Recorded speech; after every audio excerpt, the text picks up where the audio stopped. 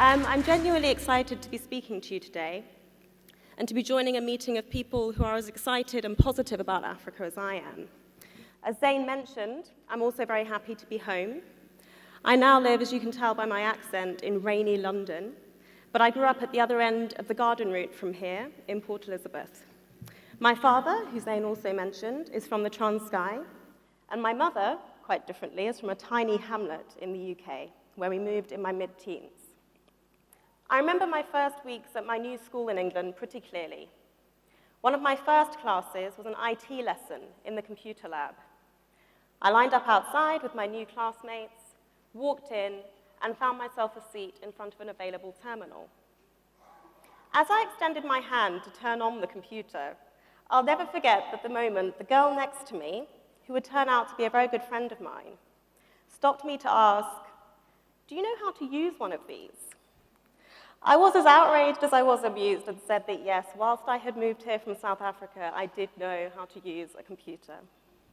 And then I got my own back that afternoon when we were walking to the town centre to get our bus home, and I teased her that, of course, at home, I'd always ridden my pet elephant to school every day. I laugh at that day now, but at the time, it taught me quite a difficult lesson. I had grown up here in the Rainbow Nation, one of Africa's most diverse countries, in a mixed and diverse household. But my move to England taught me almost immediately that up beyond the Mediterranean, a very simplistic story of Africa prevails.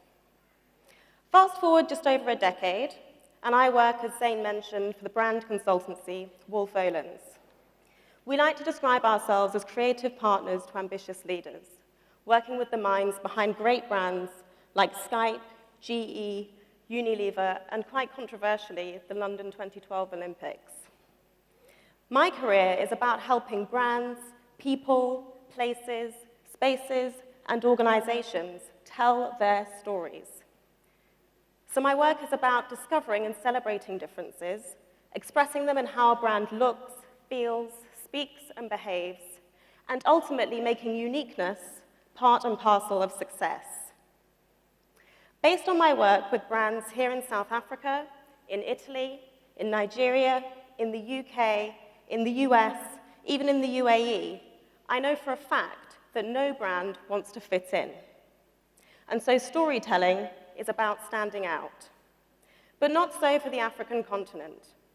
Our story does not tell us apart. Instead, it lumps Africans together. It is my view that the story of Africa doesn't just need retelling, it needs rewriting. Why and how is what I'd like to discuss today. It should go without saying that Africa is a huge, vast mixture of a continent. Today, we sit at the tip of a landmass bigger than the United States, China, and Europe combined, containing, as we've already heard today, 54 different languages, and 54 different countries, and anywhere between 1,000 and 2,000 different languages. From the luscious Congo to the parched Sahara, from the heights of the Kilimanjaro to the depths of the Great Rift Valley, Africa's incredible diversity is truly amazing. I would go so far as to say that diversity is a defining feature of this vast continent. It seems mad, then, that anybody would ever have tried to write a single story of Africa. And yet a story of Africa is precisely what we hear over and over again every day.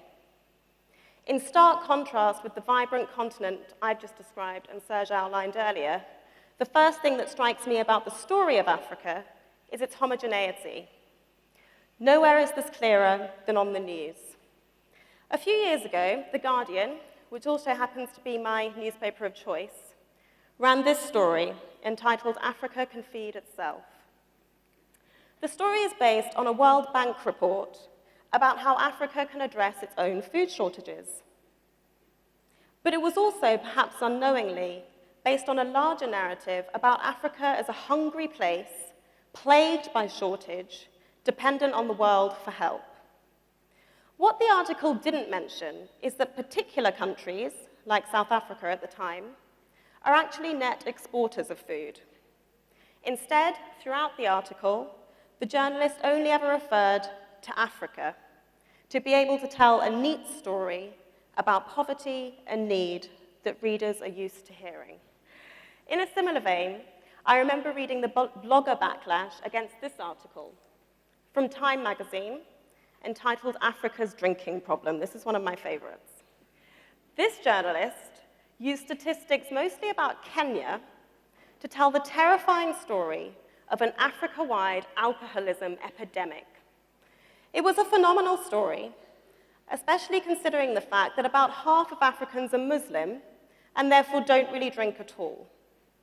And then there was the time Vice President of the United States, Joe Biden, who was well known for his political gaffes, reassured a cohort of African leaders that, and I quote, "There is no reason the nation of Africa cannot and should not join the ranks of the world's most prosperous nations." This tendency of the story of Africa to call our continent a country can be funny, and we laugh today. But it's also dangerous. And as was alluded to earlier, the people in this room felt the effect of this type of storytelling last year when Ebola broke out in West Africa. In what The Economist aptly called the ignorance epidemic, would-be tourists reacted to a strictly contagious disease mostly contained to 3 West African countries by cancelling safaris in game reserves on the other side of Africa, technically as far away as the United States or Europe. Lumping countries and people together and reducing diversity to a common denominator, the story of Africa is also more often fiction than fact. A look at the story of Africa in popular culture reveals repeat appearances of a few favorite African caricatures and stereotypes. Examples in film in particular are one too many to name, but the first that sprung to my mind was the film Black Hawk Down, Ridley Scott's famous film about American soldiers discovering hardship and heroism in Mogadishu, Somalia. Black Hawk Down repeats the same old story of Africa, describing the continent, as you can see from this still, as a self-destructive and desperate place. Which is especially worrying because this is also one of those films that forms the basis of how many people understand one of Africa's most troubled countries. Somalia may well have its problems, but when it came to how the country was portrayed on this movie, even James Ferguson, a journalist who spent years reporting from Somalia, had to say this: "No country could possibly be as violent or as computer game-ish as that." The story of Africa perpetuates some terrible perceptions and stereotypes of African people, and this I've found to be particularly dangerous for African men. A few years ago, a friend of mine shared a link to a YouTube video with me. In this video, a few young African men pick holes in the silly stereotypes of themselves they see on TV and in films every day. It's a funny video, and it chops together scenes from films like Lord of War and Blood Diamond, which are famously set in Africa. The young men sit on the bench, and in line with how these films show them, make a few confessions.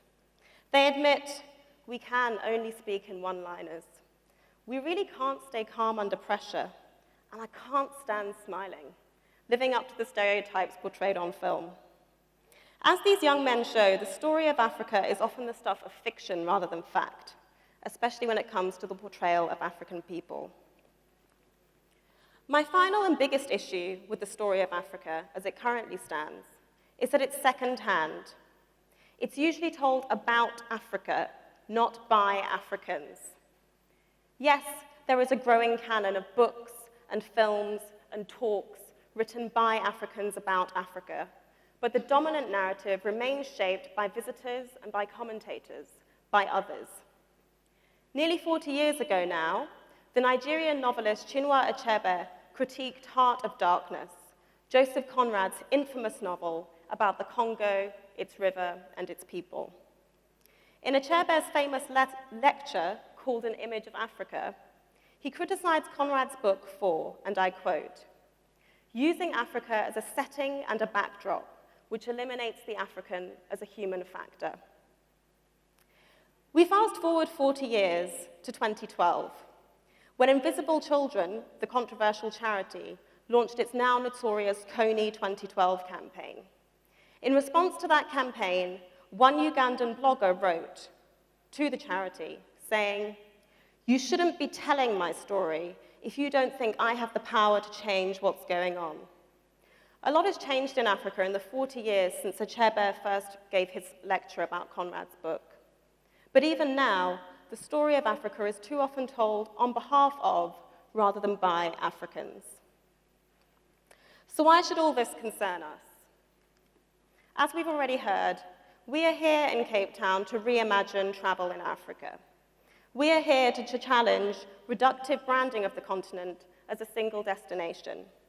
We are here, therefore, to rethink how we all shape Africa's story. Again, we've already heard of the incredibly large role travel already plays on the continent. This year, 1 billion people will travel from their homes to somewhere else on the planet, and 40 million of them will visit an African country. 1 in 12 jobs right here in South Africa is in travel and tourism. In fact, the same is true over 6,000 kilometers away on the other side of Africa in Egypt, where 1 in 12 people also work in travel and tourism. Travel not only bolsters African economies, it also, as we heard this morning, protects this continent's one-of-a-kind ecosystems. We all know that in South Africa, going on safari means spotting the big five. But as we all heard this morning, that's at risk of becoming the big two, with 3 of these animals increasingly endangered across the continent. Most visits to this continent are to see these precious and endangered animals keenly protected by people in this room. So you all already play an important role on the African continent, an important role in our economies and our ecosystems. But today, what I would like to do is add a third string to your bow. Every year, the people in this room help to shape up to 40 million encounters between visitors and our continent. This means the people in this room could challenge the story of Africa I've just discussed and replace it with 40 million different stories every year. Add to this the affluent and often powerful nature of the sorts of guests you tend to host, and you face a wonderful opportunity to replace the story of Africa with stories from Africa, to replace homogeneity with nuance, to add fact to fiction, and to swap second-hand anecdotes for first-hand encounters. And that final point is vital, because the key to telling stories from Africa instead of a story of Africa is to place Africans themselves front and center. And I've got 3 recommendations for how we might do this as we design and execute travel experiences. The first is to co-create, the second is to co-host, and the third is to co-tell. Co-creation is about perspective and partnership, and it's a practice we champion a lot in my work in London. In this context, it requires placing yourself in your client's shoes and considering every individual or community you would like to involve, affect, or represent in their experience of a given place. The next step is to involve those same stakeholders in the design of that experience from the very beginning. And there are several business benefits to co-creation, from more sustainable business practices to better stakeholder relationships. But there are even greater rewards to be reaped from an experience perspective. From an experience perspective, your clients get to see a richer and more complete picture of a place, with the reassurance that their enjoyment is being squared with the interests of the local community. For local Africans, they get themselves to play a part in the painting of that picture and to align the needs of their community with the interests of international visitors. Powerful as it is, simply involving African communities in the design of travel experiences isn't always enough. Meaningfully rewriting the story of Africa visitors usually encounter requires a rethink on the execution side as well. And this is where co-hosting comes in. I want to acknowledge at this point that travel in Africa is dangerous, as it is in many other parts of the world. Few parts of this continent naturally meet the standards of comfort and safety expected by luxury travelers. As a result, travel in Africa, especially luxury travel, too often means wrapping visitors in a cocoon. Of course, luxury travel must guarantee a certain level of comfort, rest, ease, well-being, and safety. But a problem arises when the emphasis on providing these things is so much that luxury travel is reduced to sun, sea, sand, and savanna. When visitors only see these things, we as hosts risk telling a story of beautiful landscapes and incredible views and exotic creatures completely devoid of people. Whilst it excites me to see destinations on this continent celebrate the beauty of Africa, that same beauty is, as we heard this morning, under threat. So when it comes to telling stories from Africa, what might be more helpful and perhaps more sustainable is to celebrate our people too. I'd like to tell two stories of two friends who recently traveled to Africa. One friend went on safari to Kenya a few years ago. She's a very creative person and a keen photographer, and she loved the animals and the setting and the whole experience of seeing and documenting life in the wild. But she didn't feel part of that life. She described quite eloquently the point of travel as being to live a different life, if only temporarily. And though she was happy to pay for a first-class safari experience, she felt that the accommodation, cuisine, and frankly, routine that came with it sheltered her from the surprising experiences she really craved. Meanwhile, another friend of mine around the same time returned from a trip to Morocco. He was beaming and very happy that he had broken off the beaten track and away from his tour group during a visit to one city in the north of the country. When he broke away from his group, he met some locals who told him lots of stories about all the other things he could be doing and seeing on his trip to Morocco. From skiing in the mountains, to relaxing on the beach, to hiking up hills, to trying home-cooked dishes, and even exploring different subcultures that Westerners might not even think exist.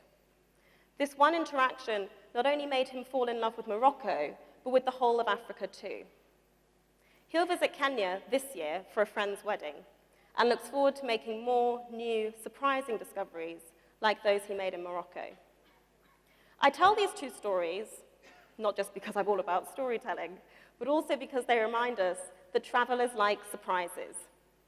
This continent's ability to delight and surprise visitors is key to rewriting the story of Africa. But the thing about surprises is they can't be designed, quite the opposite. Surprise means relinquishing control and sharing the activity of hosting. Authentic experiences in authentic environments surprise visitors, empower Africans, burst the bubble of luxury travel, and in doing so, create new, infectious stories from the African continent that challenge the conventional story of Africa. As makers of experiences, we all know the indirect impact design and execution can have on telling one story or another. But we can forget that the best way to tell a story is to actually tell a story. And this is where co-telling comes in. The literal act of storytelling must obviously have a role to play in rewriting the story of Africa. And really replacing the story of Africa with stories from Africa can mean telling multiple stories about any one thing at any one time from multiple African perspectives. This would once have been impossible, but today, as was alluded to earlier, technology makes it a lot easier.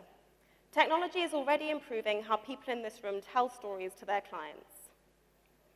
From augmented reality and travel brochures, to the use of photography and social networks during tours and trips, people here are already using technology to share and amplify experiences. The next step is to move from using technology to broadcast stories to using technology to source stories in the first place. To start coupling stories about Africa with stories from Africa, and to share the activity of storytelling in a meaningful and literal way. If we can follow these steps and make Africans part of the creating, hosting, and telling involved in 40 million stories a year, we can collectively rewrite the story of Africa. We can replace homogeneity with nuance. We can swap fact for fiction. And we can place Africans center stage to tell stories for themselves. In 2009, Chimamanda Ngozi Adichie, a Nigerian novelist who also uses paper notes, gave a now famous talk at Oxford University on what she called Africa's single story. She warned her audience then, show a people as one thing, as only one thing, over and over again, and that is what they will become. I believe that if we start to make the changes I've outlined today, we can allow Africans to show themselves to be different over and over again, until their variety is obvious. We can start to shift perceptions of Africa from one continent, a beautiful one, to 54 countries, to 1 billion voices, each with their own story to tell. And in doing so, we can start to create travel experiences that replace the story of Africa with stories from Africa and start to place Africans center stage. Thank you very much.